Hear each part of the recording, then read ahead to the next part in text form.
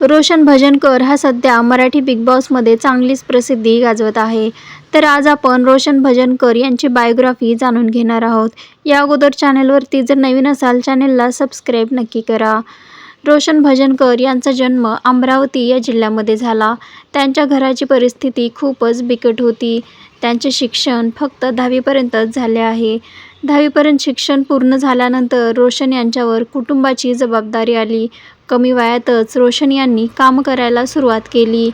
हमालीचा संघर्ष त्यांचा खूपच मोठा आहे. 14-15 वर्षापासून ते रेल्वे मालधक्क्यावर हमालीचे काम करत आहेत. हमाली करणे ही त्यांची आवड नव्हती, त्यांची मजबुरी झाली. काम करत असताना ते रोजच मेहनत करून स्वतःला एक वेगळ्याच दुनियेमध्ये रमवत होते. दररोज पहाटे 4 वाजता उठून कामावर जायचे आणि दिवसभर सिमेंट व धान्याची शेकडो पोती ते उचलत होते. याचमध्ये त्यांना बॉडी बिल्डिंगची देखील आवड होती. दिवसभर शारीरिक कष्ट करूनही रोशन यांनी रात्री स्थायिक जिममध्ये सातत्याने सतत सराव करत होते.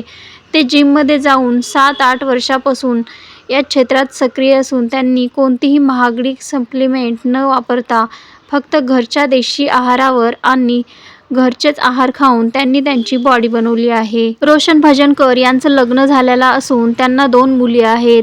रोशन नेहमीच त्यांच्या श्रेय यशाचे ते त्यांच्या कुटुंबाला देत असतात, त्यांच्या मुलीला आणि बायकोला देत असतात. त्यांनी जिम जॉईन केल्यानंतर त्यांचे वर्कआउटचे व्हिडिओ सोशल मीडियावरती अपलोड करायला सुरुवात केली.